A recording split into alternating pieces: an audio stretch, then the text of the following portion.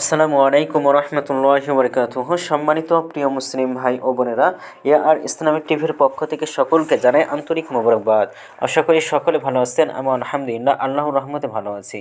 আজকে আপনাদের মাঝে আলোচনা করব খালি বাড়িতে ঢোকার সময় যেভাবে সালাম আপনি দেবেন। চলুন আমরা জেনে নিই। কোনো বাড়িতে যদি কেউ না থাকে, বাড়িটি জনমানবশূন্য হয়, তাহলেও ওই বাড়িতে প্রবেশ করার সময় আসসালামু আলাইনা ওয়া আলা ইবাদিল্লাহিস সলিহিন বলে সালাম দেওয়া মুস্তাহাব। পবিত্র কোরআনে আল্লাহ তাআলা বলেন, ফাইদা দাখালতুম বুয়ুতান ফাসাল্লিমু আলা আনফুসিকুম তাহিয়াতাম মিন ইনদিল্লাহি মুবারাকাতান তয়্যিবাতান। তবে তোমরা যখন কোনো ঘরে প্রবেশ করবে, তখন তোমরা নিজেদের প্রতি সালাম করবে। আল্লাহর পক্ষ থেকে বরকতপূর্ণ এবং পবিত্র অভিবাদ স্মরণস্বরূপ সূরা নূর।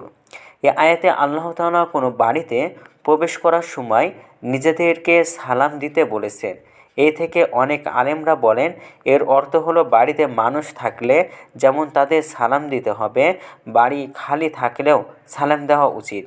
ইমাম নববী রহমতুল্লাহ আলাইহি বলেন, বাড়িতে প্রবেশের সময় বিসমিল্লাহ বলা এবং আল্লাহর জিকির বেশি বেশি করা মুস্তাহাব। এর সঙ্গে সালামও দেওয়া উচিত, বাড়িতে মানুষ থাকুক বা না থাকুক। কারণ আল্লাহ তাআলা বলেন, যখন তোমরা কোনো ঘরে প্রবেশ করো, নিজেদের প্রতি সালাম জানাও। এটি আল্লাহর পক্ষ থেকে এক বরকতময় এবং পবিত্র অভ্যর্থনা। আল আজহার হাফেজ ইবনে হাজার রহমতুল্লাহ আলাইহি বলেন, কোনো জায়গায় কেউ না থাকলেও সেখানে প্রবেশ করে সালাম দেওয়া সালামের প্রসার ঘটানোর নির্দেশনা অন্তর্ভুক্ত। কারণ আল্লাহ তাআলা বলেছেন, যখন তোমরা কোনো ঘরে প্রবেশ করো, নিজেদের প্রতি সালাম জানাও। ইমাম কুরতুবী রহমতুল্লাহ আলাইহি বলেন, কোনো ঘরে যদি মুসলমান বাসিন্দা থাকে, তাহলে সেখানে প্রবেশের সময় বলবে আসসালামু আলাইকুম ওয়া রাহমাতুল্লাহি ওয়া বারাকাতুহু। অর্থ হলো, আপনার ওপর শান্তি, রহমত এবং বরকত বর্ষিত হোক। আর যদি কেউ না থাকে, তাহলে বলবেন আসসালামু আলাইনা ওয়া আলা ইবাদিল্লাহিস সলিহিন। অর্থ হলো, আমাদের ওপর এবং আল্লাহর নেক বান্দাদের ওপর শান্তি বর্ষিত হোক।